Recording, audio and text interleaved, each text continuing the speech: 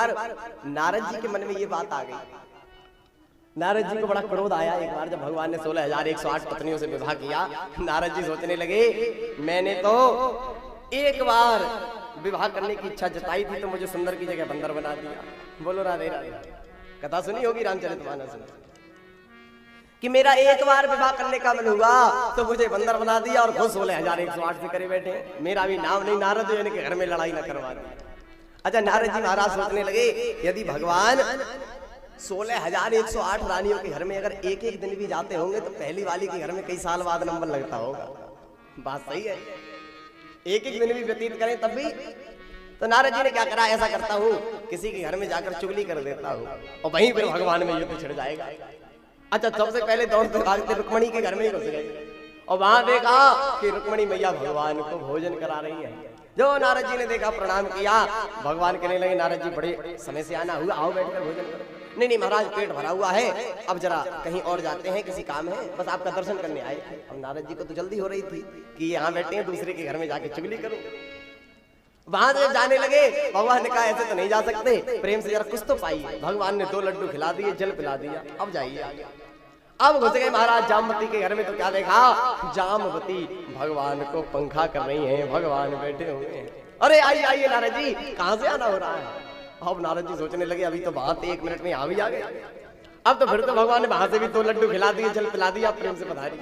सत्यभामा के घर में गए तो क्या देखा, संत भोजन कर रहे हैं और भगवान सभी को भोजन करा रहे हैं। अरे आओ आओ नारद जी, कहां से आना हो रहा है, आओ तुम भी बैठकर भोजन करो, संत भोजन कर रहे हैं। अरे नहीं महाराज, बस दर्शन करने चला आया।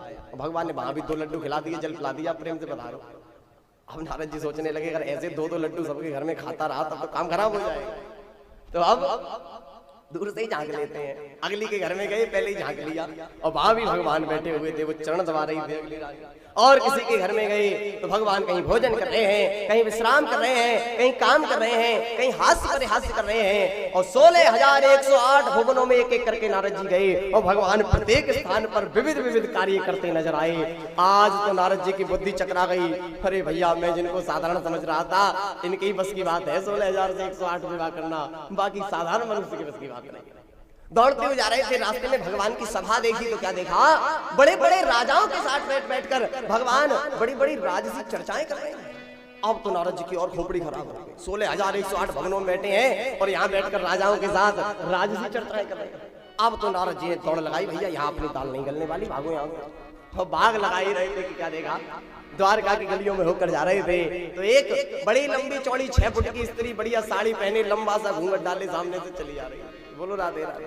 नारद जी देख रहे थे, बढ़िया लंबी चौड़ी स्त्री है और जैसे ही वो स्त्री पास से निकली, घूंघट उठाकर कहने लगी, कहो नारद जी कहां से आना हो रहा है। जो देखा तो आज वही भगवान रूप बनकर, स्त्री बनकर बहुरूपिया बने महाराज द्वारका की गलियों में घूम रहे थे। अब तो नारद जी चरणों में गिर गए, प्रभु मेरे कान पक गए सुबह से सुन सुनकर कहां से आना हो रहा है। आप तो सब जानते हैं, मुझे क्षमा करो, मैं तो बस ऐसे ही आनंद ले रहा था। प्रभु मैं देख रहा हूँ आप 16,000 भवनों में बैठे हैं, राजसी चर्चाएं कर रहे हैं और महाराज जी धोती पहनकर बहरूपा बने कहाँ घूम रहे हो प्रभु इन गलियों में। तो भगवान कहने लगे, बेटा नारद, कभी भी राजा को गुप्तचरों के भरोसे नहीं रहना चाहिए, कभी वेश बदल करके भी अपने राज्य में जाना चाहिए कि उसके राज्य में क्या चल रहा है। अब तो नारद जी की खोपड़ी चकरा गई। बाप, इतना सब कुछ कर रहे हो और उसके बाद बहरूपिया बने ये भी पता लगाते फिर रहे हो कि राज्य में क्या चल रहा है। भगवान मैं तो आपको समझ ही नहीं सकता। हंसते हुए भगवान कहने लगे, अरे नारद, तुम्हारे 4 खोपड़ी वाले पिताजी हमको नहीं समझ पाए तो तुम क्या समझोगे। बोलो राधे। यहाँ पर नारद जी को बेटा कहा, अरे बेटा नारद, तुम्हारे पिता की तो 4 खोपड़ी है, वो हमें नहीं समझ पाए तो तुम किस खेत की मूली हो।